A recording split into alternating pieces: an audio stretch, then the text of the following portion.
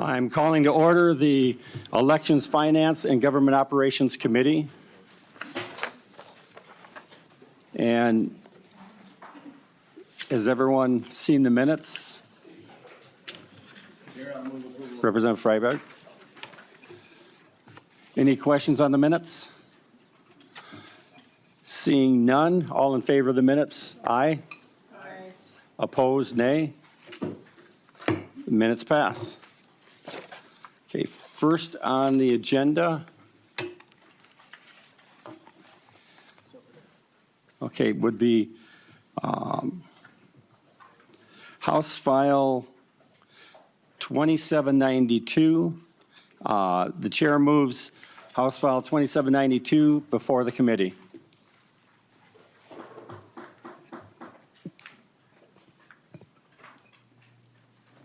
And the author can proceed. Thank you, Mr. Chair and members.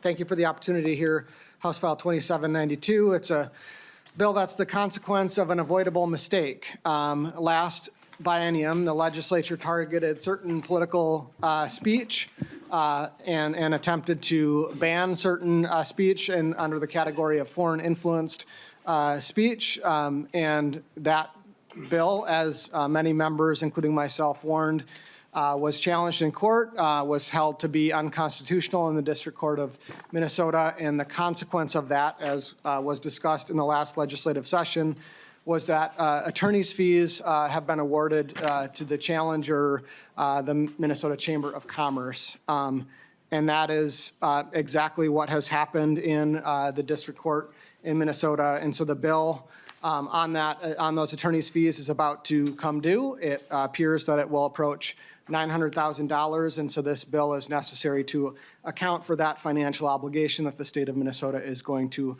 incur. I do have here today to testify about the bill Brian Cook from the Minnesota Chamber of Commerce. And please introduce yourself and begin your testimony. Great. Thank you, Chair Quam, members of the Elections, Finance, and Government Operations Committee. My name is Brian Cook. I'm the Director of Taxes, Fiscal Policy, and Elections for the Minnesota Chamber of Commerce. Appreciate the opportunity to share some additional background on House File 2792.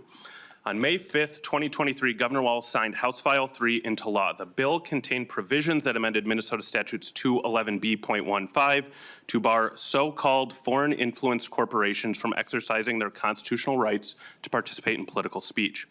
This proposal raised serious constitutional questions throughout the legislative process. As a result of the law's enactment and on behalf of our members' rights, the Minnesota Chamber of Commerce filed a lawsuit in federal court challenging the constitutionality of that law on June 30th, 2023. The defendants in that suit were John Choi in his capacity as the Ramsey County Attorney and the Minnesota Campaign Finance and Public Disclosure Board. On December 20th, 2023, Judge Tostrud granted us a preliminary injunction preventing the law from taking effect as scheduled on January 1st, 2024. Then, on February 7th, 2025, Judge Tostrud ruled in favor of our motion on summary judgment, permanently blocking enforcement of the law. His order highlighted the statute's constitutional flaws, finding it not narrowly tailored and both over-inclusive and under-inclusive in its application. The statute was over-inclusive in how expansively the definition stretched and under-inclusive since it excluded labor unions, partnerships, nonprofits, or cooperatives. The deadline for the defendants to appeal passed earlier this month. Because the Chamber prevailed in this federal civil rights case, we are entitled to recover attorney's fees and costs from those defendants. We are seeking $754,234.15 plus additional costs incurred in pursuing these fees. The Campaign Finance Board has disputed approximately $160,000 of our claim, suggesting at a minimum a reduced payment of $591,000. Meanwhile, Ramsey County has requested to be excluded from any financial liability in this matter. So Judge Tostrud is taking our motion under advisement. We are hopeful for a ruling on this in the near future so we can get some real definition on the final number. Understanding that both the Campaign Finance Board and Ramsey County may lack sufficient funds to cover these costs, we support this contingent appropriation to ensure any court-awarded fees are paid promptly, preventing interest, accrual, and additional taxpayer burden. This law was not a creation of the county or the board. We would like to ensure that they are held harmless in this. So we're proud to have defended our members' constitutional rights, and we look forward to bringing this matter to a close. Thank you for your time and consideration. Thank you. Are there any committee questions? Representative Greenman. Thank you, Mr. Chair. Can I ask, Mr. Chair, what you intend to do with this bill? The intent is to lay this bill over. Okay. Thank you, Mr. Chair. And I think actually laying it over is the right move because it is premature. My understanding is the court is still considering, and there are motions about fees. So I will not ask any more questions since we're laying it over, but I will just make a statement for folks who weren't here and maybe not know much about this bill. You can get all of the conversations can sometimes get confusing, but what this bill is about is the ability for foreign folks to use corporations, to do through corporations what they can't do directly. In the United States, a foreign national cannot give directly to a campaign. What this bill tried to do is say you couldn't use a corporation as a conduit to do that spending. And I think we've heard a lot. Right next door in Wisconsin, we heard a lot about whether you can buy elections and use giant accumulations of money that people accumulate in the private sector in order to influence our democracy. What this bill tried to do was make sure that the First Amendment rights of citizens, the First Amendment rights of humans were in the process. But one district court has said and has interpreted the law in the way that Representative Niska says. We agree and understand we are bound by courts, at least in this district. I think that there's some other places where it's playing out. There's a district court ruling. And I hope as we talk about the First Amendment, it is to me a little ironic that the chamber, the business lobby for the largest corporations in the United States is using a civil rights statute in order to claim fees from the public. But given that, and given that that is the law and that is what a district court said, which again, we understand we're bound by, I'd say that I think the conversation about how and when we pay for it is premature. The last thing I will say is I think right now the issue of First Amendments is very big and important. We're seeing the First Amendment rights and the First Amendment rights of lawyers, of law firms, be really questioned by what's happening at the federal level. I hope that as we think about the chamber and other folks, they're standing up for the rights of those lawyers. And then the last thing I will say is, we know, and we've talked about this, that the influence of corporations, the largest corporations in big money in our politics, we know how our constituents feel about it. We have now had, this is the second time that we have had bills up from the chamber. One was to draw our maps. Now it's to give unlimited, for foreign influence corporations to be able to spend unlimited dollars and for us to pay for their litigation in order to be able to do that. I don't think that that's what Minnesotans want our democracy to look like. So I was obviously disappointed in that court's decision. I think it's actually not in line with the jurisprudence of the last 50 years and with Citizens United. That said, a district court decision, which we are bound by in Minnesota, did decide that. And so I'm glad we are laying this bill over. Thank you, Mr. Chair. Thank you, Representative Greenman. For the people watching in the audience, that discussion was about the law that was passed previously. Not this bill. This bill is specifically saying there are local government entities that followed the law that was passed by the legislature. They lost in court, and they're incurring some cost. In the recent history, there was a law passed, and a constitutional office sued several counties, local governments, for following that law. They lost, and the legislature stood up and said, you were following the law, we'd want to hold you blameless, and we'll pay for the legal expenses. And that is sort of the corollary of this bill, is trying to address not burdening local government with the cost incurred by following what we pass into law. And if the author probably can give a better explanation so we're clear on that point. Yeah, thank you, Mr. Chair. And there's much we could relitigate about the discussion we had, much that I disagree with the characterization from Representative Greenman about what the bill did. Suffice it to say that if the description of the bill as being about actual foreign corporations, it wouldn't have been the Minnesota Chamber of Commerce that sued and prevailed in this litigation, which is what they did. If the district court's decision was in fact incorrect, as Representative Greenman suggests, then the state, represented by the Attorney General's office, could have appealed that to the 8th Circuit and even to the U.S. Supreme Court. The state has chosen not to do that. And there were efforts last year when this bill was before us to try to fix the tailoring problems, to fix some of the issues that were involved if we actually wanted to do something about foreign influence in our laws. The bill was really an attempt to get around the Citizens United case and to target certain political actors, and I think that's the reason why the Minnesota Chamber of Commerce was able to, on behalf of its members, vindicate their constitutional rights in this case. And the bill is going to come due soon. The judgment on attorney's fees has not yet come into being, but the judgment on the merits has come into being. The state has conceded in their meet and confers with the plaintiffs that they are going to be obligated to attorney's fees, and they have conceded that that obligation is at least some significant number in excess of $500,000. And so it is really important that we as the state plan ahead for what's going to come in just a few months, a very significant legal obligation. And again, a legal obligation that's the consequence of an avoidable mistake by the legislative branch.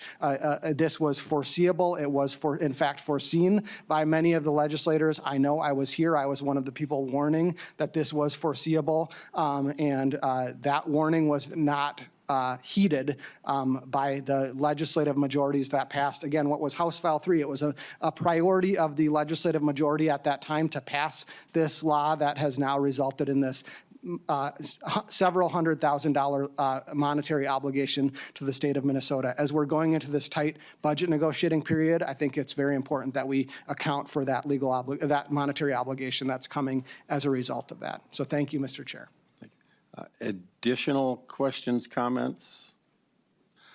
Seeing none, I move that House File 2792 be laid over for possible inclusion. Thank you. Thank you.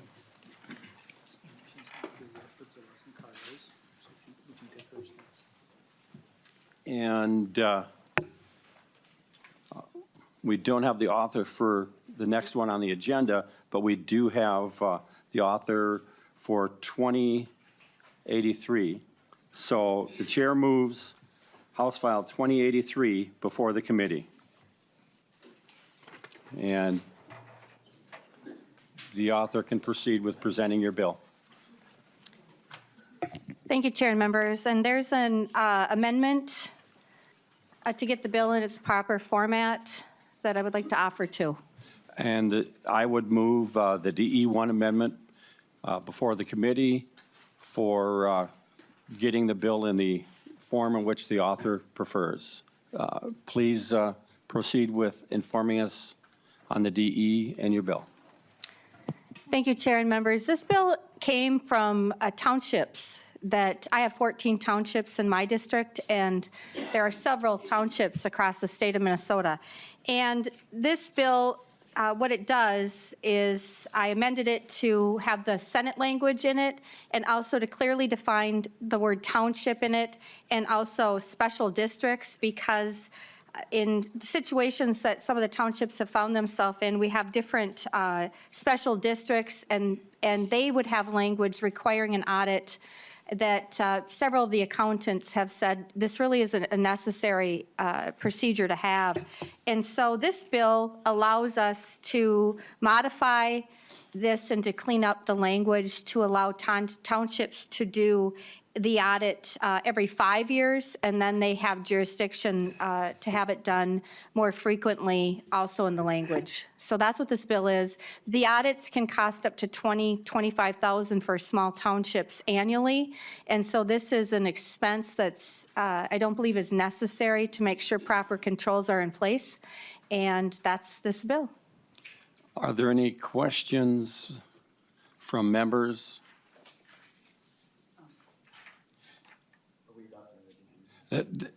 Right, this is on the, before we vote on the DE. I like DEs to get a little bit more discussion than just a standard amendment. Representative Freiberg, did you have a? Okay, all in favor of adopting the DE, say aye. Aye. Opposed, nay. The amendment has been adopted, and the author, you can proceed, or you do have a testifier. Thank you, Chair. I would like to turn over my time now for the testifiers. Thanks. Welcome, and introduce yourself for the record and proceed. Thank you, Chair Quam and members of the committee. My name is Julie Blaha, and I'm your state auditor, and actually am here in support of this bill. And with me for technical support is the OSA Government Information Division Director, Kathy, and she will be available for specifics. Now, the main reason for this bill is the shortage of public finance professionals. For those of you on another committee have seen the stat I throw around the most often, right now 75% of all CPAs could retire today. It is getting to be a crisis across the country. And so when you have a shortage of a resource, but the resource is important. So while we're dealing with the shortage, we still, Minnesotans are still demanding quality oversight. So what are our options? There are technological solutions. There are some recruitment and retention solutions, all kinds of things. This, though, is a part of one of the focus solutions. If we are able to focus the resources we have where the risk is greatest, we're going to be able to, I think, to weather the shortage. So what this is an adjustment of one of the thresholds that are on the low end for one specific group of our local government people. And where we're looking for places where we can take heat off the system without raising risk too high, we're looking for a special kind of place. And that's a place where we can drop entities from a particular engagement without changing the amount of finances overall that are under audit. So if you, I'll just direct your attention to the sheet. I didn't want to leave you without a table. I can get you a graph later if you want, but you know, take a look at that table. One of the things you'll see is we ran a number of scenarios for legislators who have been talking about thresholds this session.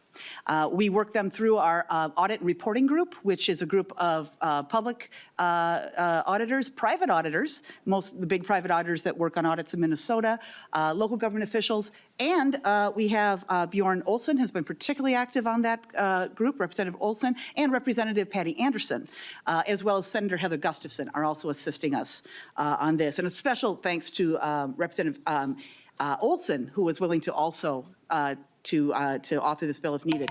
And so as you look at this sheet, what you'll see is with these different options, what I'm looking for is a big difference between the portion of entities and the change in the total revenue.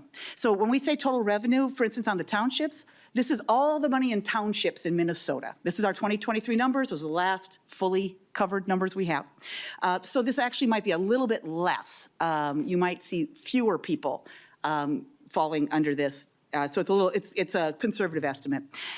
So if you go from the $272,000 thresholds right now up to $1 million, what you see is you may see a big drop in the number of entities. You might see, again, like 21 entities dropping out of townships, over 100 entities dropping out of cities. But if you take a look at the total revenue and the portion of that, you'll see that's a very small drop there.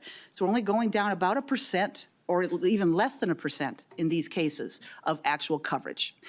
No choice we make right now will be risk-free. However, we believe this will help us focus so that where it is a bit of a drop, again, a drop, it takes heat off the system without exploding the risk. Also, we're also had a thing to balance it out. You'll see part of the amendment includes an additional requirement on townships. We've had, as you'll see on this sheet, we've had some challenges with township reporting because they don't fall in the same structure as cities and counties. If a city or county doesn't report to us, We hold up their county program aid or we hold up their local government aid. We don't do anything with township aid. As a result, we have had some significant issues with underreporting. So this is a good backstop. We think that yes, we're changing the threshold in a way that is going to take heat off the system, and we're trying to balance out decreasing the risk of doing that. And with that, we'll be available for any questions. Any member questions? Seeing none, any closing remarks to the author? Thank you, Chair. And members, thank you for hearing this bill. This is a bill that came from the people that live in the townships that had a very, I think, a great common sense bill that will help. $20,000 in a township is a lot of money annually, and so they would prefer that it's being used for the roads and for the people they serve. So thank you very much, and I think this has got the safeguards it needs. Thank you. And with that, I will lay House File 2083 as amended over for possible inclusion. Next would be House File 1665.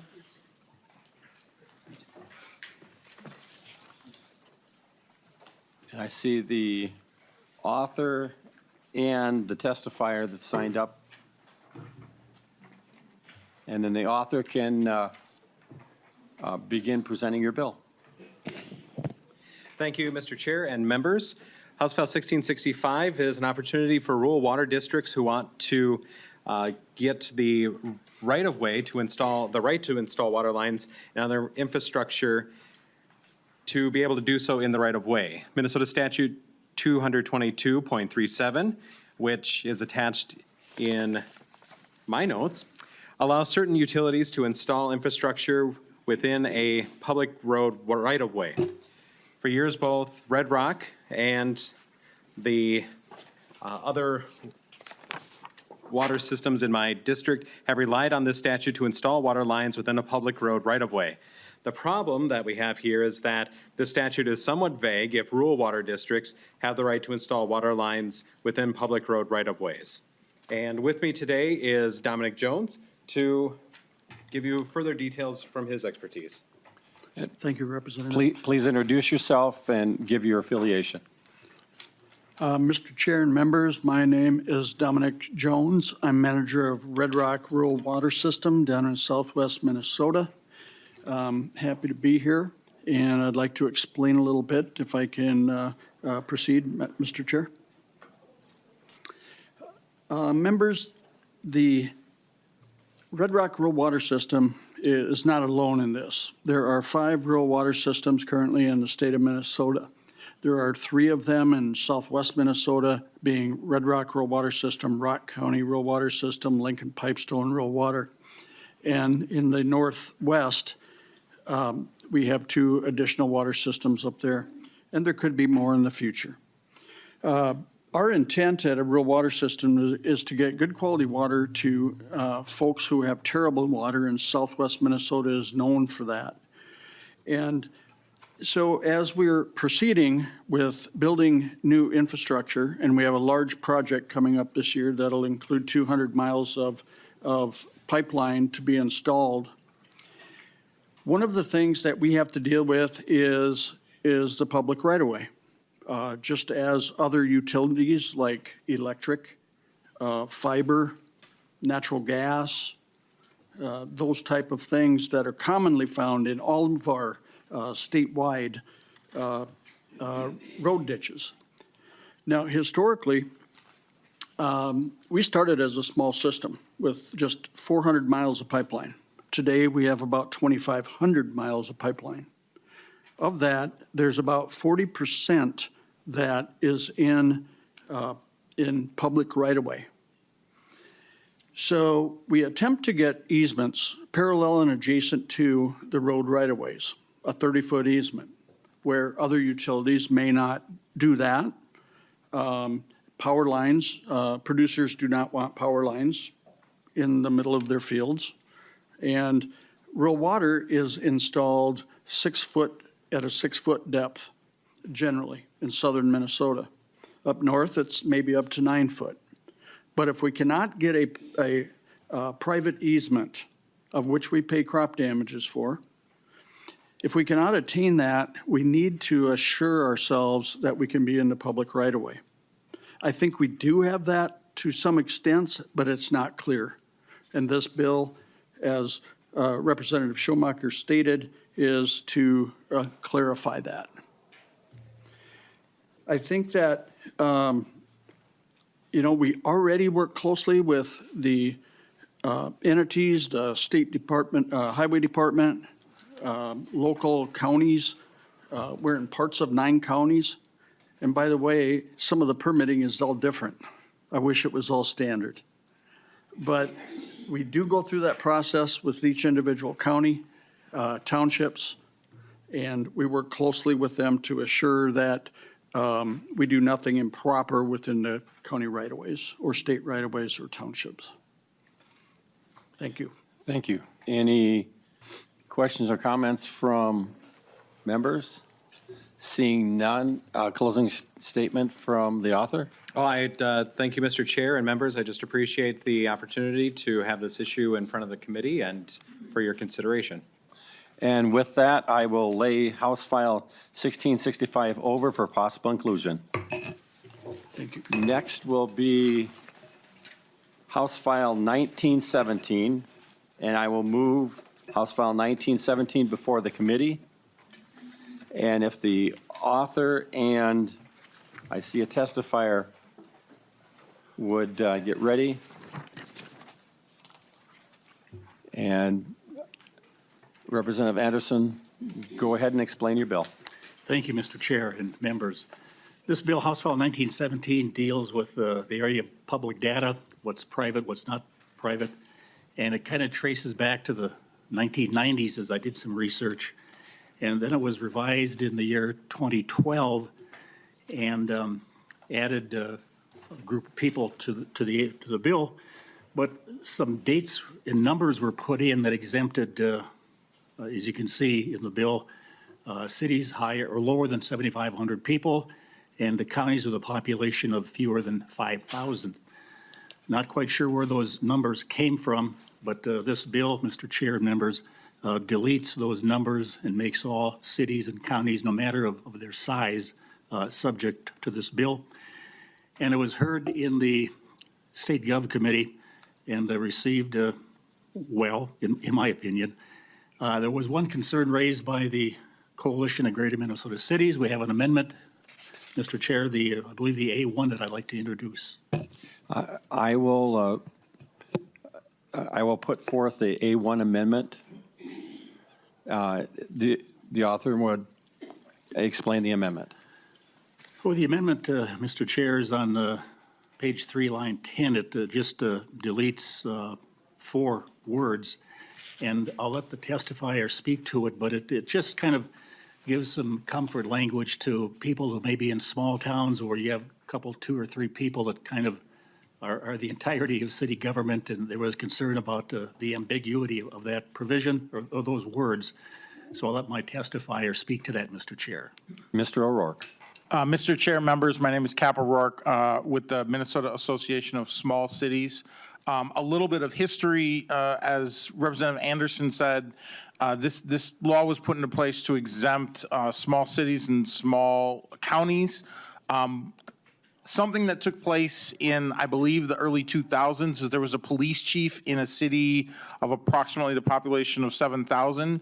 They had done an investigation. The police chief resigned. The details of that investigation could not be made public. It only became public after the post board ended up not renewing their license. And so they looked back and saw this and they wanted to get clarity on this. We support that effort. One of our concerns is, as I've said in many committees, is small cities with less than 5,000 have limited staff. Some of our cities, in almost all of our cities, many people wear many different hats. And there's a line in this bill that says the equivalence of, well, if you take a city of 1,000 and they have 3 staff, I guarantee you almost every one of those staff is doing the equivalency of the head of parks or the head of transportation, the head of utilities, and they are having many different roles. Initially, this law was only made to, and it does incorporate the chief clerk chief administrative officer, and so they are subject to this. Our concern is that any investigation would basically capture all the city employees. That is not the case for larger cities. This is not all city employees are, would their data be made publicly available? It's only the heads or directors of certain departments, and in small cities, almost every one of our employees essentially is acting as the head or director of some various department. That's why the population cap was initially put in, or what we argued along with the league. And so our concerns are by removing the population cap and still having that language of equivalent to, you're unintentionally catching up all of the city employees at our small cities. Thank you. We have not voted on the amendment yet. Any questions in regards to the amendment? Seeing none, all in favor of the A1 amendment, say aye. Aye. Opposed, nay. Amendment passes. I believe there's a member of the audience. Introduce yourself and testify briefly. Mr. Chairman and members of the public, my name is Rich Neumeister. I am supportive of the bill. I've been involved in the development of that bill and that section, as I said to you last week when I testified. What the bill does, it enhances transparency and accountability, promotes fairness and consistency. It also does public trust, and it also is a deterrent to misconduct. But I would like to speak to the amendment that was done. I think when you take equivalent out, it has more impact other than just small communities. What has happened is in cities, you can be considered a head, but you might be called a coordinator, not a manager. You might be called something else than a director. And so as the law has progressed since 2012, this is when it was with cities, there were coordinators who were investigated, who had authority over millions of dollars and a lot of stuff, and then they quit. If you look at the language, if you look on page 2, lines 225 through 230, that is the operational language where the data becomes public. So if you're a public official, you're investigated, that becomes public after the investigation. If you quit or resign while the investigation is happening, like Mr. Chairman, as with Representative Acom's bill trying to deal with the police chief of the Met Council, that becomes public. So when you do it to this and put in equivalent, it sort of brings some ambiguity and even more to where you're trying to bring small cities under. You're getting rid of the caps. But how small, let's say in a small city, you are doing a director of public works kind of responsibility. Out of 3, maybe you might also be the director of Parks and Rec, as at least what the testifier has said. If you are being investigated for something you did as the director of public works, spending extra money somewhere or doing that or whatever it might be, and then you decide to resign your position of that, I think the public deserves a right to know for that specific investigation, for the specific duty you were doing, and if you were doing something, maybe not named Director of Public Works, but you were still doing the Public Works direction for that city of 1,000, that should be public. When you take the word equivalent out, I think we then go to less transparency, less sunshine, what the bill's trying to do. But anyways, I wanted to at least speak to that point. I just want consistency all over. So, Mr. Chairman, members of the committee, that's my 2 cents. Thank you. Thank you. Any questions from members? Any comments? This is going to be laid over.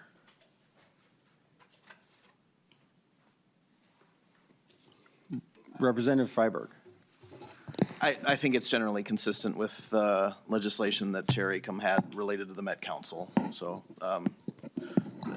maybe the language could still be workshopped or related to the equivalent positions, but I think it's generally a well-intentioned bill. Thank you, Representative.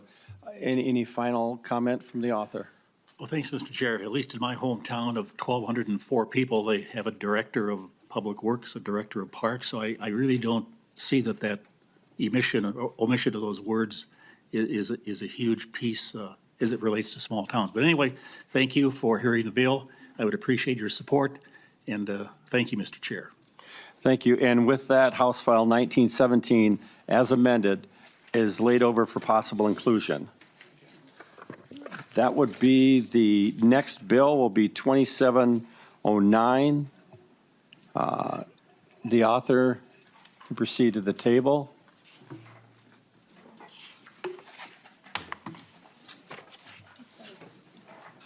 And I will move that House File 2709 be before the committee.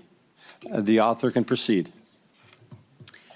Thank you, Mr. Chair, Chair Quam, and Co-Chair Freiberg, and all members of the committee. I am grateful for the opportunity to present House File 2709 to you.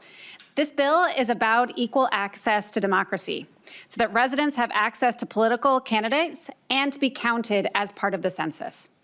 As elected members, we are committed to upholding our democracy. The elements in this bill are critical elements to fair and equal participation in it. Every Minnesotan, regardless of whether they live in a single-family home or a multifamily building, should have that same access. This bill addresses two key barriers. It standardizes and defines the reasonableness of access hours to be a minimum of from 10 a.m. to 8 p.m. A building may allow for access outside of these hours, but this is the established minimum standard. Number two, it ensures that resident access to candidates and to be counted by the census in the event that there is no return communication from a property owner when either a candidate or a census enumerator is trying to access the building. Right now, if a property owner does not return that communication, a tenant may not get that access to the enumerator or candidate. There's a third piece in here that just encourages but does not require that property owners share about the upcoming visit with residents. So why am I bringing this bill? Well, residents rent their homes in districts all across our state, and it's important that they are counted and that they receive the same level of access to political candidates so they can make informed decisions in elections, just as their neighbors in single-family homes do. I'm happy to work through with any stakeholders to address any issues in this bill to accomplish this fair access goal. So thanks again for your consideration, and I'm happy to answer any questions. Thank you. Any questions or comments from members? Seeing none, I will lay over House File 2709 for possible inclusion. And then the next two bills are authored by Chair Freiberg. And we have been running at under 10 minutes a bill.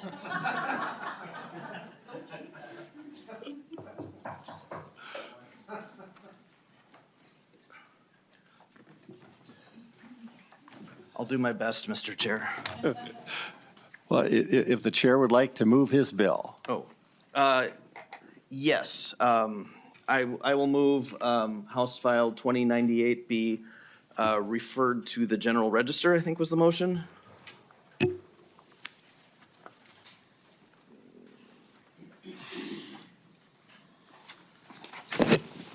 Actually, yeah.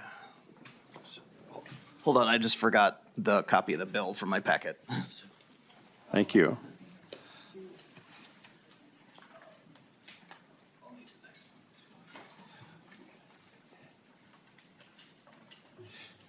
And I would think that the chair would want to move the DE1 Yes. to get it in the form that you want to start out with.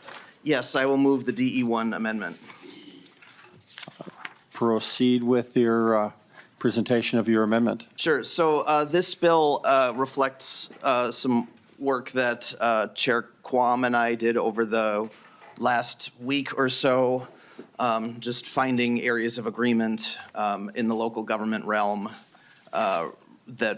we could move out as a local government policy bill. So the bills included in the DE amendment include Representative Gordon's publication of temporary polling places, locations required, Representative Altendorf, Vice Chair Altendorf's standard for determining the residence of an individual subject to a civil commitment order, Vice Chair Lee's polling place closure and change notice bill, Representative Tapp. One moment, I believe we're doing the Oh, local I'm sorry, government. you're right. That was the election policy, yeah. Thank you for catching that. I have them in the wrong order in my thing. So yes, so this, as I said, this was the local government bill, so not the election policy bill. We'll discuss those provisions shortly, in about 10 minutes, I expect, based on the pace we've been going. So this bill, rather, this amendment, the DE amendment before you, as I said, it does reflect the decisions made by Chair Quam and I. So this includes Representative Acom's broadening public data for Met Council personnel bill, similar to the one we just heard from Chair Anderson. Representative Bjorn Olson's bill dealing with increasing reimbursable amounts for eminent domain appraisals. Representative Harder's bill modifying public notice publishing requirements when a newspaper is discontinued. Representative Zeleznikar's bill making changes to the governing chapter for St. Louis County. Representative Rarick's bill dealing with statutory cities, public utility commission size. Representative Mamani Hiltzley's bill requiring that the landlord-tenant guide be produced for tenants, and Representative Chair Paul Anderson's bill dealing with the Swift County Hospital Board. And it looks like there is there's a chart in your packet listing the bills there, and happy to answer questions. Thank you, Mr. Chair. Are there any questions on the DE? No, there's somebody sitting next to me who looks like they Okay. want to testify. Please introduce yourself and give your testimony. Thank you, Mr. Chair. Apologies for butting in here. My name is Graham Berg-Moberg. I'm with the Township Association. I just want to comment on Section 3 here. That would be the Representative Harder bill. Township Association is very enthusiastic about this. We would just respectfully ask the committee to consider situations in which a political subdivision does not have reliable access to the internet or a website. So we'd ask for some language more clearly providing for that case. Thank you. Does the author have a comment? Sure. I mean, I'm certainly open to considering some language tweaks. I'd want to check in with Representative Harder on this one. I know she worked very hard to get buy-in from the stakeholders on the language that was there. I agree with the author. Harder worked hard. It's right there in the name. So not seeing any questions. All in favor of adopting the DE1? Aye. Aye. Opposed, nay. DE1's adopted. We've got an additional six amendments. Representative Altendorf. Thank you, Mr. Chair. And my amendment is the A2 amendment. This is the Rarick bill that we'd heard a few weeks ago. And there was some discussion in committee, and she did go back, and I believe that this does have the Democrat support now with the new language. Any, Yeah, I have no objection to the language, Mr. Chair. so Representative Altendorf moved the A2. Yep, so I would like to move the A2 amendment. Thank you. Thank you, Mr. Chair. Questions from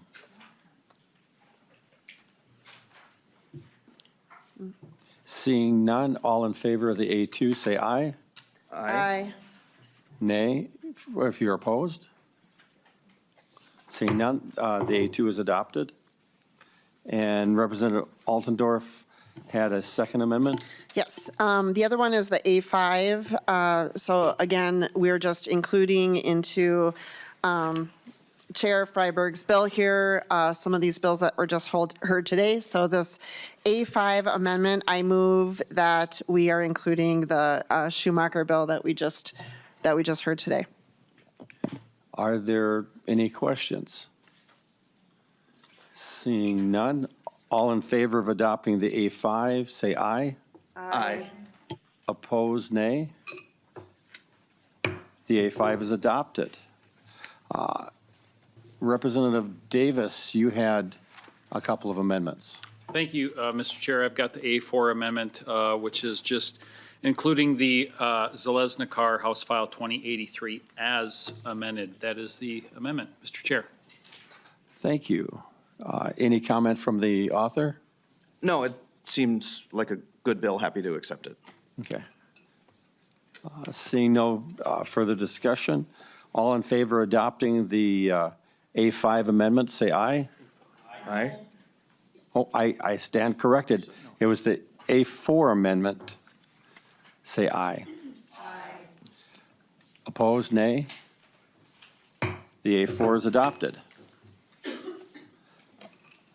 Representative Davis. Thank you, Mr. Chair. Another very difficult amendment here. The A6, it adds the House File 1917 that we heard from Representative Anderson into the bill. That is my motion. Any discussion? I encourage members to support the amendment. Seeing no further discussion, all in favor of the A6 amendment, say aye.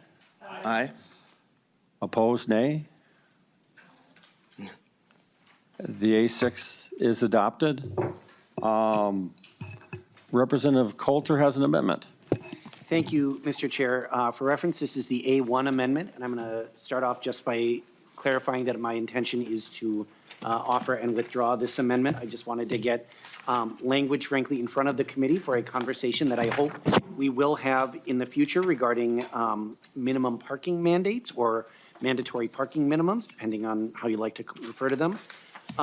I've been working on this language, and I think I've come to a better place with it, but I know the conversation isn't quite ripe yet. I just wanted to sort of air this publicly, that mandatory parking minimums are blunt instruments that often rely on faulty data and lazy policymaking, and to be frank, result often in government overreach where it is not really appropriate. And I wouldn't necessarily be opposed to those things if the outcomes were limited to cities that implement them. But the fact is that they result in bad outcomes across the state. The cost of building parking and the average parking spot last I saw for surface parking can run somewhere in the $10,000 to $13,000 range. And for structured parking for ramps, it can be twice or three times as much. That cost is holding back needed economic development and housing. And we know that more pavement equals less green space. I would also argue that mandatory parking minimums are just simply not necessary. Cities already have significant policy leeway on land use decisions, and there are ways to address intensity and density of use outside of them as well. Like I said, this language, I think, represents a compromise that does address key concerns, but I also recognize that more conversation is needed, so I will withdraw the A1 amendment. Thank you, Representative Coulter. I do not see any other amendments before us. Would the author have a closing statement or? Sure. I think the bills in here represent good policy. Each of them, I think we spent a good 10 minutes discussing. So I don't probably need to go into any more detail, but I appreciate the good work from both sides of the aisle on this issue, on this bill, and look forward to continuing to carry it forward. Well, thank you. And to the people watching on TV, yes, we can actually get along and do the work for the citizens. With that, Chair Freiberg renews his motion that House File 2098, as amended, be recommended to pass and be re-referred to the General Registry. All in favor, aye. Aye. Opposed, nay? And it does pass. Chair Freiberg can go to his next bill, which I believe is the last bill on our agenda. Yeah, so, Mr. Chair, I will move House File 1378 be referred to the General Register. Okay, the author has moved. Did you want to move the DE5 to get it in the form of which? Yes, I will move the DE5 amendment. Now I can provide the description I've been waiting for so long to give. So this, again, this includes provisions that Chair Quam and I worked together over the last week to include good provisions from both sides of the aisle. So specifically, it includes House File 993, Representative Gordon's bill dealing with publication of temporary polling locations, House File 1840, Vice Chair Altendorf's bill creating a standard for determining the residence of an individual subject to a civil commitment order, Vice Chair Lee's bill dealing with polling place closure and change notice until an occurrence of a presidential election or redistricting, Representative Tabke's bill dealing with absentee voting provisions. Chair Quam, it has your provision setting filing periods for special elections. The vehicle bill, House File 1378, contains a few provisions related to the timeline for filing statements of economic interest. And then both Chair Quam and myself, we had two bills. House File 1800 was yours, Chair Quam. House File 2073 was mine. They both contained multiple provisions related to the administration of elections. We took kind of the best provisions out of both bills, good provisions anyway, out of both bills, and I won't summarize them all here, but it includes a lot of them. And I think there should be a summary in your packet. So that's the DE5 amendment, Mr. Chair. Any questions from members? Seeing none, all in favor of adopting the DE5, say aye. Aye. Opposed, nay. The DE5 is adopted. I notice there are two testifiers that are signed up. One of them is on Zoom. And if you want to approach, we'll have Mr. Stolberg testify first on Zoom. Good afternoon, Mr. Chair, members of the committee. My name is Michael Stolberger. I'm Director of Property and Environmental Resources for Blue Earth County, home to about 40,000 registered voters. Thank you for the opportunity to testify remote today. I'm actually at an elections administrator training and meeting, so it's quite timely to talk about some elections policy. And in House File 1378, we see a lot of really good elections policy from an elections administrator perspective. I'm representing the Minnesota Association of County Officers. That's all 87 counties, auditors, treasurers, recorders, finance officers, and it also includes our elections administrators. Some of the good policy that we're seeing in this bill that we want to draw your attention to specifically is the removal of the permanent absentee ballot application request from the election day registration applications. This will help streamline some of our election day activities, and this was a measure that our association strongly supports. We are also very pleased to see the inclusion of the absentee ballot application deadlines. That is also a provision that the Minnesota Association of County Officers brought forward along with the Association of Minnesota Counties, and imposing a 7-day deadline for that application process in most cases other than in-person drop-offs will help with the excessive workload that occurs right before the elections. But more importantly, it will help us achieve better service to our voters by making sure that they understand their options to vote, to make sure that they can cast a ballot and have it be counted in the election.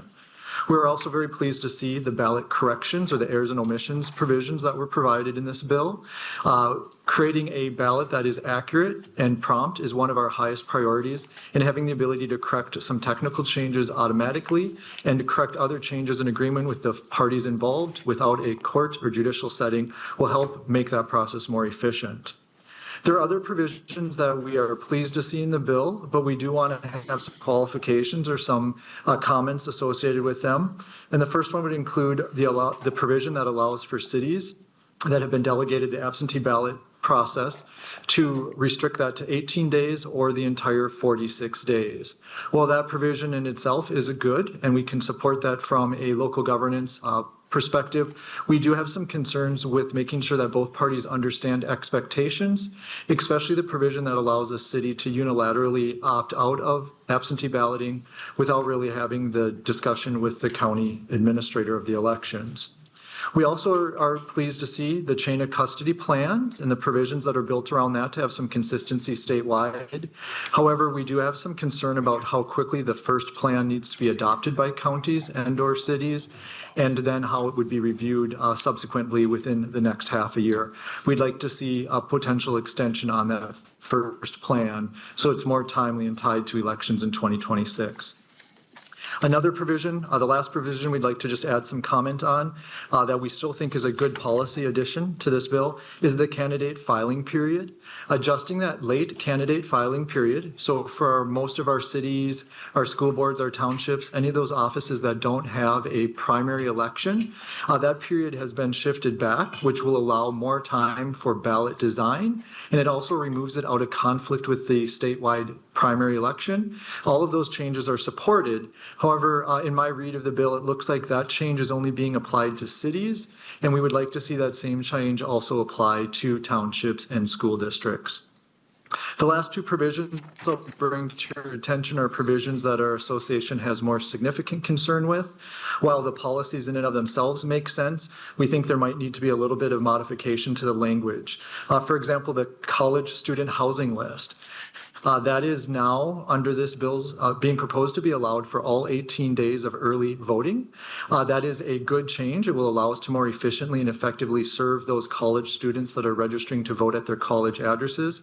However, that list is only provided to us 20 days before the election, to be used 18 days before the election under this proposal. In those 2 days is probably not enough time for us to review the list, get it associated with the correct precincts, and then actually have it in a usable fashion. So we'd like to extend the period and get that list provided to us sooner.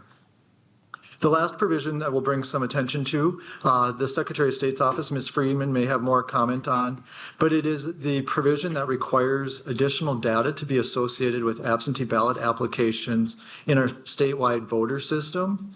I'm talking about the fields as in the date that the ballot was signed, the ballot application was signed, the date that that application was processed in our system.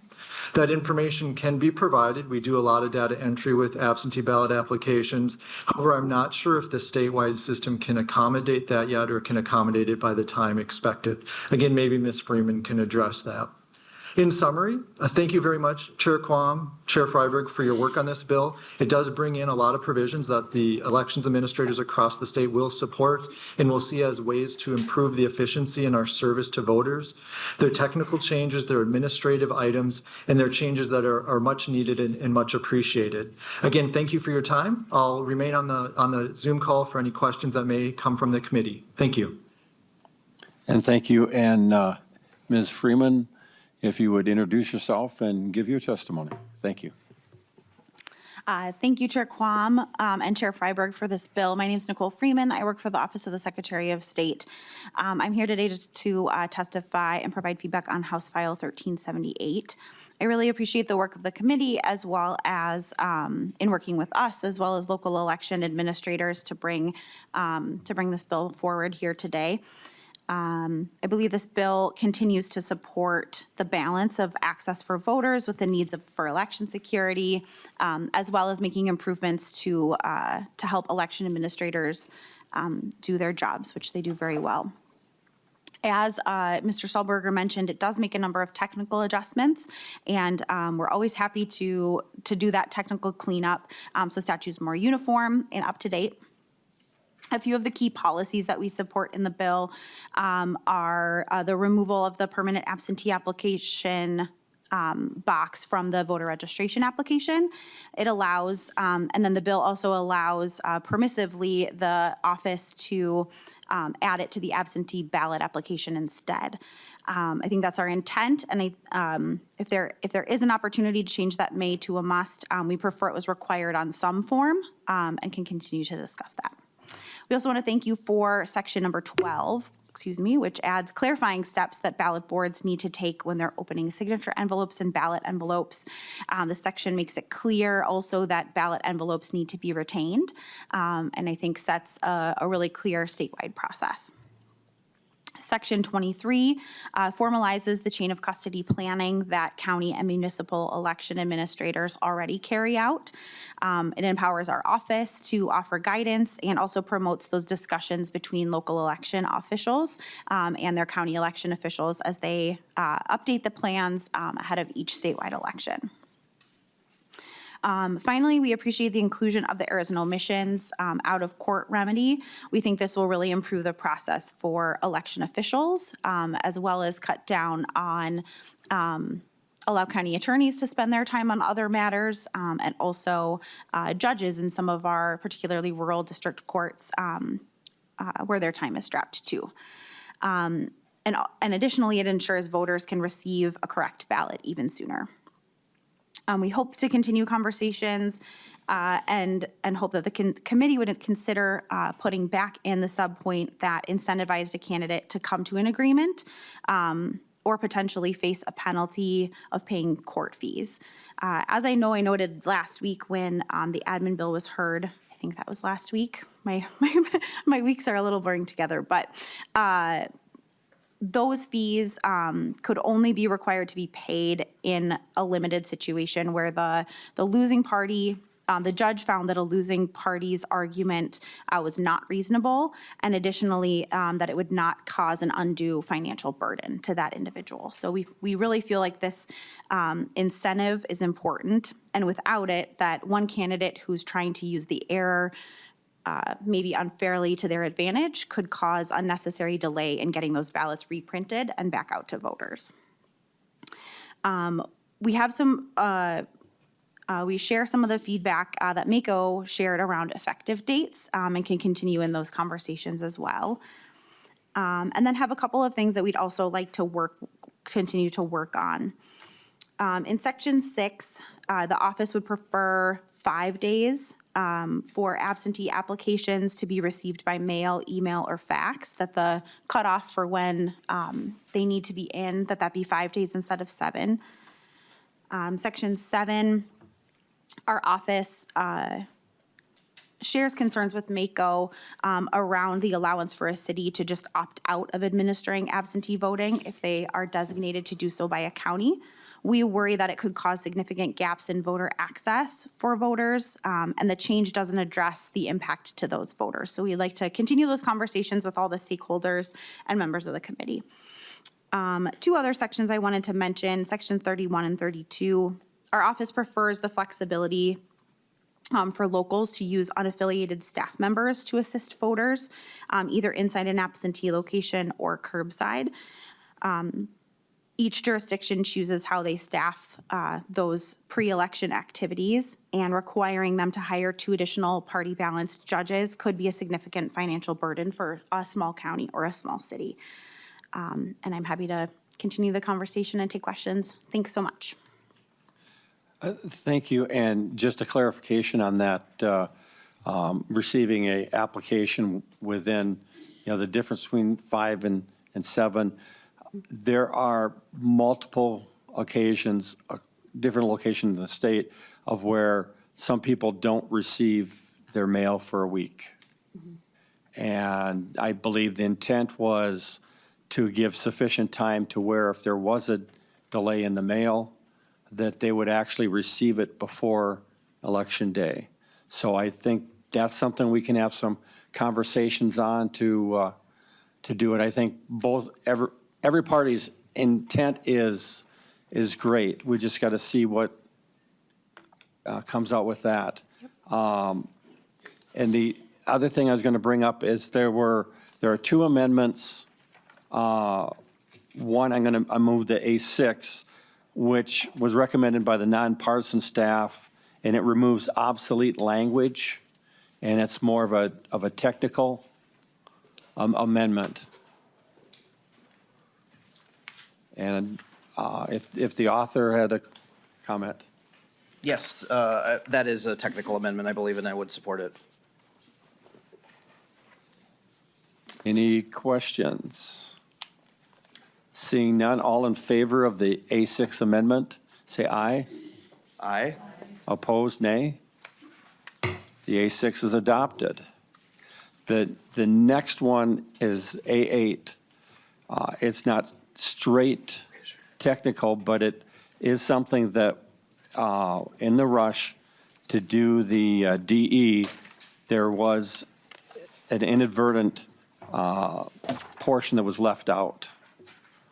And this is the part in regards of clarifying the off-reservation temporary polling, and if the author had any comments on that. No, my understanding matches up with yours that this was inadvertently left out, so I appreciate your understanding on that and would encourage members to support this. Any clarifying questions from members? Seeing none, all in favor of the A8 amendment, say aye. Aye. Opposed, nay. And the A8 is adopted. And so all of the, the technical type stuff and the DE are present. Any additional comments from the author?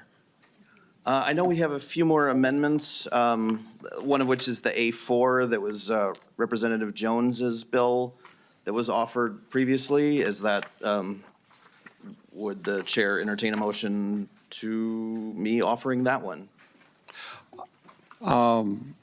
There was quite a bit of discussion, and we came to agreement on a large number of things.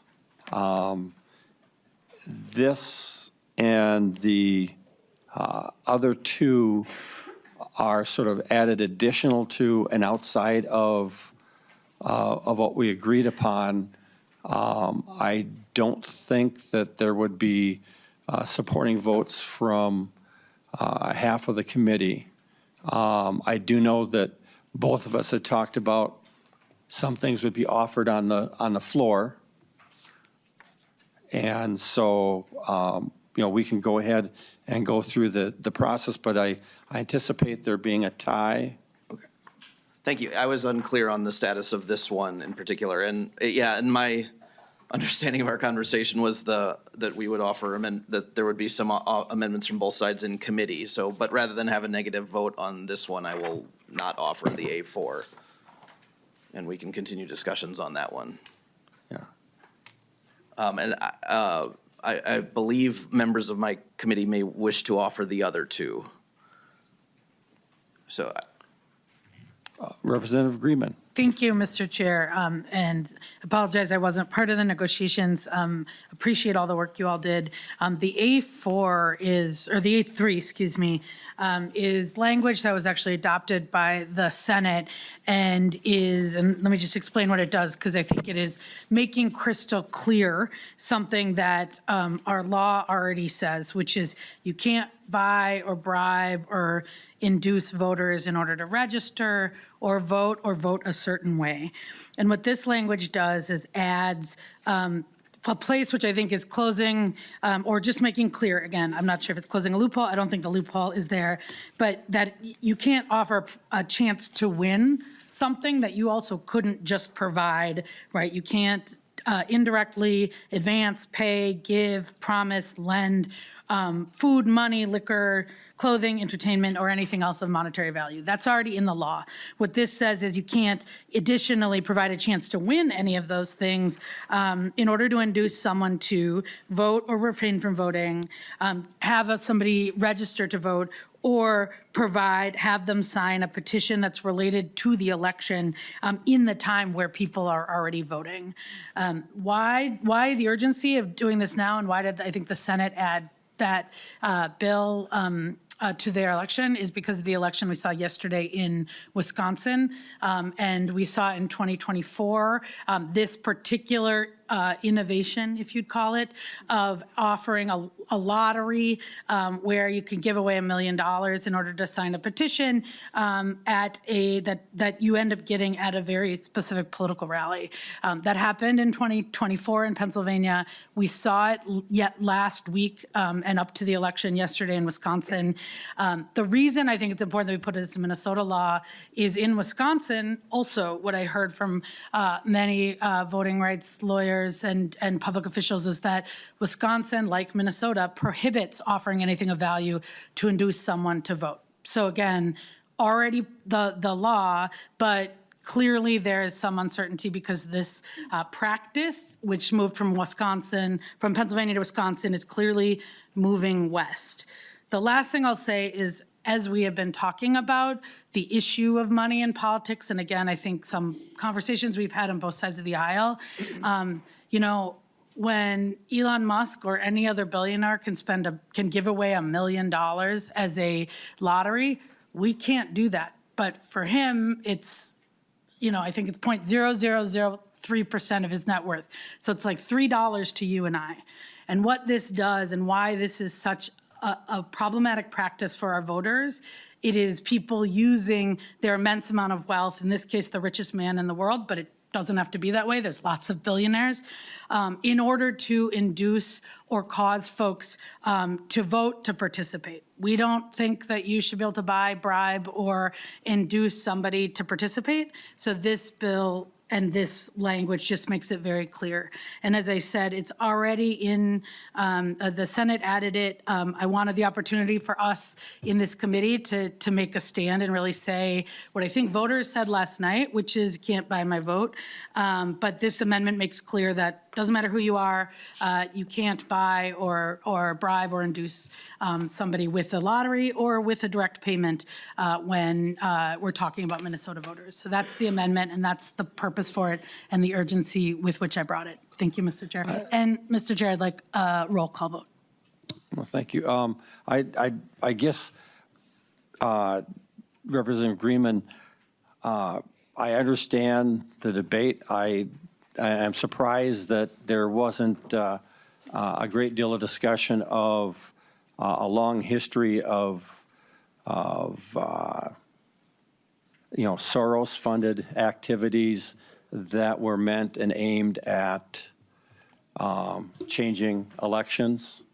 And so I think this topic would need a strong discussion. Representative Altendorf. Thank you, Mr. Chair. For Representative Greenman, just a couple of questions. You're targeting or pointing out that Elon Musk had put money into the Wisconsin election that we just saw. And so my question to Representative Greenman is, how does she feel about billionaire Soros' son, I can't think of his name right now, shown clearly in pictures with Amy Klobuchar, with Governor Walz? Representative Greenman. Thank you, Mr. Chair, and thank you, Representative Altendorf. And if you've heard me in any other committees where I talk a lot about this, I think that there's too much money in our politics. And I think millionaires and billionaires have too much influence on all sides of the aisle. So I have no problem saying that, unfortunately, and like we heard at the beginning of this hearing, Citizens United and a whole set of other legal decisions have made it virtually impossible to stop outside political spending. I would support overturning Citizens United. I have a bill, if folks want to talk about it. There's actually bipartisan interest in it. That's not what this is about. I support that. What this is about is saying it doesn't matter what billionaire supports who. What you can't do is use your resources to induce, bribe, buy, or offer as a chance. Now, we've only seen this happen once, but like I know, innovation spreads. So yeah, both sides of the aisle could use this. We could see billionaires all over use this. This is value agnostic, except for it is standing up for Minnesota voters who should be able to participate without having their vote bought, induced, bribed, or anything else. And so for me, if you want to work on getting big money and billionaires out of politics, Lots of bills on that, and I'd love to continue working with you. This is one of those bills. Representative Altendorf. Thank you, Mr. Chair, and to Representative Greenman. In the Wisconsin election that we just saw, over 70% of the donations were coming out of the state of Wisconsin to the lady that was running for the judicial position, and it was something like 10 to 20% of the donations was coming from out of state to the Republican. Okay, that is a fact. In 2022, over $36 million, $36 million came into Minnesota from DC, PACs, and lobbyist groups. We don't need to think very hard to know what happened in 2022 with our elections, and that there was a trifecta that happened here in Minnesota, that the governor, the Senate, the House all went to Democrat, and that $36 million was overwhelmingly for the Democrats' elections. That's a fact. Now, it's interesting, as I have sat on this elections committee now for 3 years, that we skirt this and we put things into context that were against dark money, and yet it is we are very capable of showing that the money coming into Minnesota and to Wisconsin elections, 70 to 80% of it is coming from outside of state and is funding the Democrats. That is a fact. People watching, this is the time to get your popcorn out. And to the author, I don't think we're going to hit the 10-minute mark on this. I tried. But I believe Representative Greenman may have a comment. Thank you, Madam. Thank you, Mr. Chair, and I apologize on the 10-minute mark, both of our co-chairs. I hear what you're trying to do here, but this bill is about ensuring that it doesn't matter who the billionaires are, that they can't use their billions of dollars to buy, induce, or bribe voters. So if we agree that billionaires, millionaires, anyone who has enough money to do this shouldn't be doing that, then this is an easy yes vote. I understand you want to litigate the last couple of elections. We can have that conversation. That's not what this bill does. This isn't even a money and politics bill. This just says that you can't provide a chance to win in order to induce somebody to vote or refrain from voting in a particular way, to register to vote, or to register or be eligible to sign a petition that's materially related to the election. That's what the language of this bill does. So if you want to keep outside money, if you want to keep billionaires, whether it's inside or outside the state, from influencing directly voters, then you should vote for this bill or this amendment. Thank you, Representative. And to both members and the audience, there were provisions to monitor donations, small donations from outside the state or the area of the election. There are a lot of details that we went through in committee that didn't make it into the agreement. So I believe Representative McDonald wants to join the energetic discussion. Representative McDonald. Mr. Chair, I'll keep it under 10 minutes. My thoughts to Representative Greenman is if the intention is grand, certainly to keep dark money out of politics, but in the discussion, it is, I would say, inauthentic to bring up one side and not the other, such as Mr. Soros's contributions to parties, and of course Elon Musk's supposedly. Of course, his contribution to the world is unfathomable to anything Mr. Soros would ever do. That's my own 2 cents. But if you want to be sincere in this, if this was my bill, I wouldn't just side one side and make an accusation of one man. If it truly is your intention and you're sincere, which I think you are, knowing you for a number of years, then to give you credence, it would probably benefit you to include both sides of the aisle of who's contributing to the campaigns, not just one side, because then that divides us. Now, this discussion could have ended had you included the very name that Representative Eldendorf brought up in contributing to the dark money politics. So that's my advice, sage advice after 14 years being here. And to the audience, this is a preview of the floor session when this bill comes forward. Representative Davis.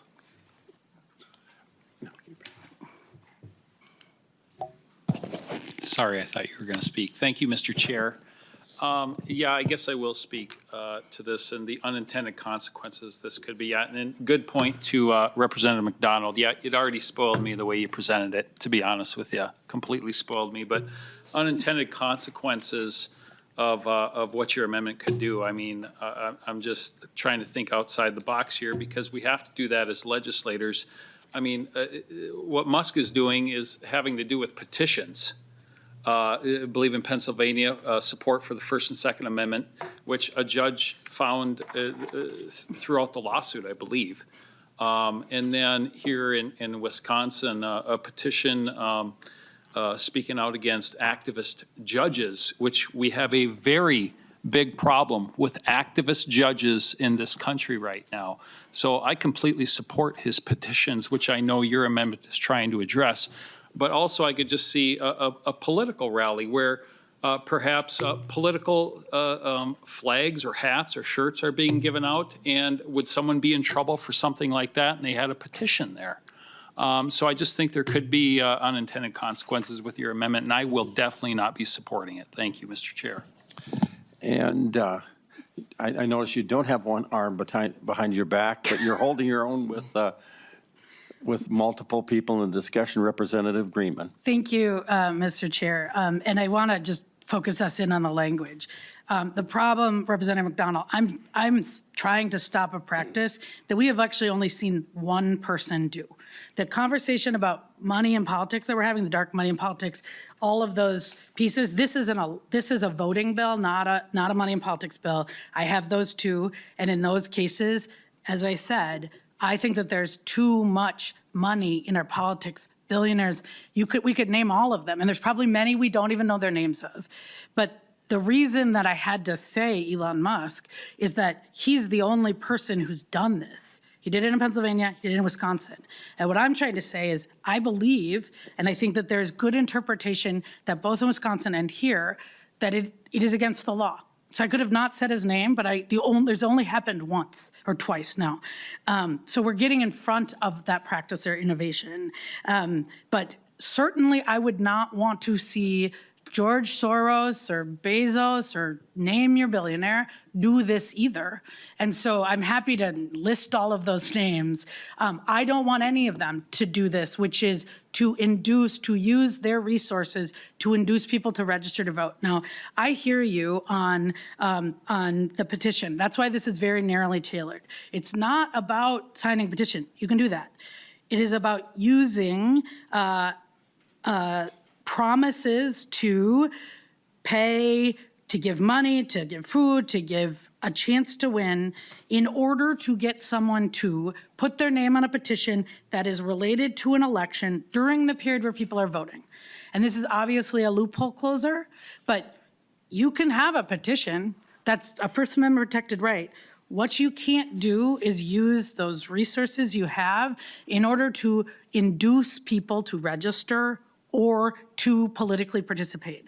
To me, this is not actually a hard bill. It's already, I think, most baked into our law, but I want to make it really clear so that if this happens, we don't spend another, hundreds of thousands of dollars litigating it, and we can just say today, we don't think that the practice of buying, bribing, inducing people to participate is a good one. People should be able to do that on their own free will, and we want to keep that out of here. So that's what this bill is. Again, I would love to have bigger, more money in politics bills.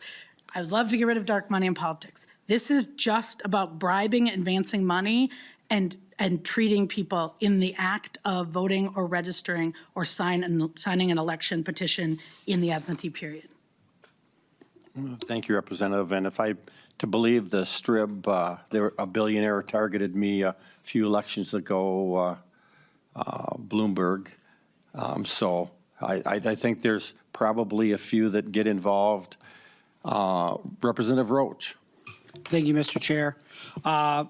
in agreement, Representative Graveman, I wouldn't support that amendment as well, or your bill, but my question for you is obviously we have some dark money in politics, but where's your position on having presidential candidates pay for endorsements from celebrities like Beyonce or Oprah? Representative Greenman, I do think we've opened multiple rabbit holes, but Representative Greenman. Representative Roach, we've only worked together a little bit, and you know that I could, as everybody who's been on this committee for me a long time as a voting rights lawyer, I could probably talk about all this stuff, and I don't want to keep you under the 20-minute zone. I am not aware of that. I'd love to talk to you about it. I generally don't like the idea of people using money in politics to sway voters, sway endorsements, sway anything. It's not a practice I am familiar with. It's not dealt with in this bill, but I'm happy to talk to you about it. So, yeah. Well, I think that's a different bill, preventing candidates from using money to influence voters. But it gets down into the details, and anyone else interested in joining the Seeing none. Oh, Representative. I don't know the answer to this question. I try to make a habit of not asking questions I don't know the answer to, but how much money do we give to nonprofits of our tax dollars to encourage voters to register to vote and that kind of thing? So I'm guessing it's a considerable amount. I could be wrong on that, but so there's an awful lot of money that goes in to politics, and whether it makes a big difference one way or another, I guess I don't know. So, Well, Representative Gord, I believe we can try and get an idea from the Secretary of State, but it would not be in the next half hour, so we'll have to get that offline. But thank you for the question. Please take the roll. Co-Chair Quam. No. Co-Chair Freiberg. Yes. Vice Chair Altdorf. No. Vice Chair Lee.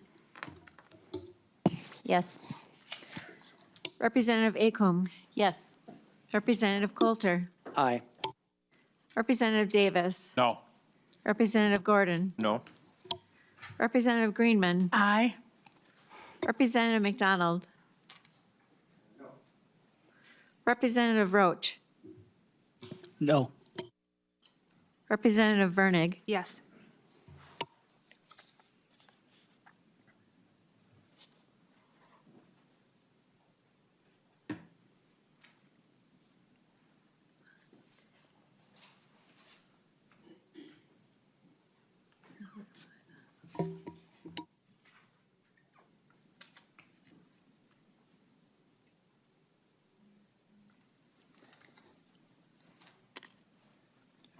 It is baseball season. We won't be going in extra innings. A tie causes the motion to fail, and it's 6-6 tie. Is there a Representative Coulter? Thank you, Mr. Chair. I want to offer the A5 amendment. And this language may look familiar to folks. This is the language of House File 2284, my bill, as we amended it in committee, relating to our laws around lobbying and what is and is not, who is and is not, excuse me, a lobbyist. Just very briefly, it does basically 4 things. It adds a definition for expert witness and clarifies that they are not, the situations under which they are not lobbyists. Clarifies local staff-to-staff communication and how that is not lobbying. It spells out which local government authorities might cause someone to register as a lobbyist if they are lobbying them. And then it requires the Campaign Finance Board to produce a plain language handbook around lobbying requirements. I will be brief since we don't have the option of going 20 minutes on this one. I'm bringing this forward, frankly, because the train is leaving the station. Policy deadline obviously is Friday. The state government bill, my understanding is that there is no mention of Chapter 10A in that bill, so it would not be germane to that bill on the floor. But more importantly, this is language that we asked the Campaign Finance Board to produce. In fact, we didn't ask them, we told them to produce this. And they did, and I think they did a really good job of it. And that is a group of, a bipartisan group of experts on exactly this section of law.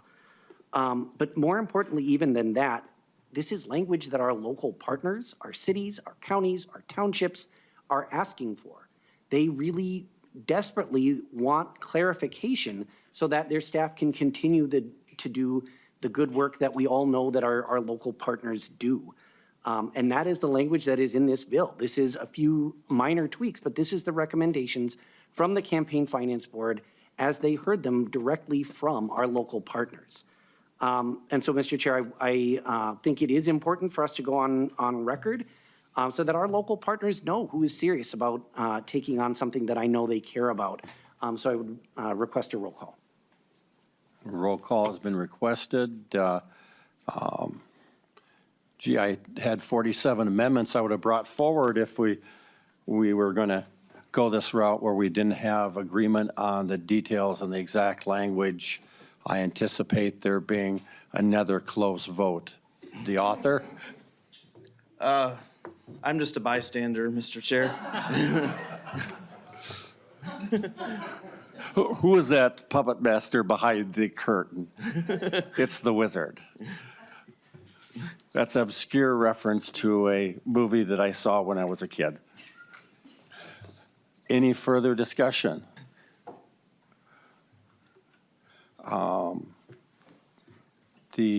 Let's take the roll then.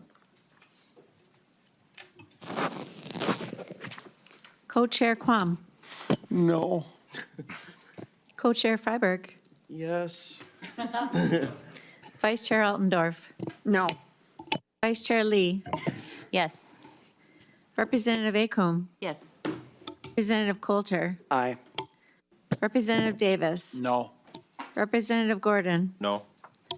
Representative Greenman. Aye. Representative McDonald. No. Representative Roach. No. Representative Vernig. Yes.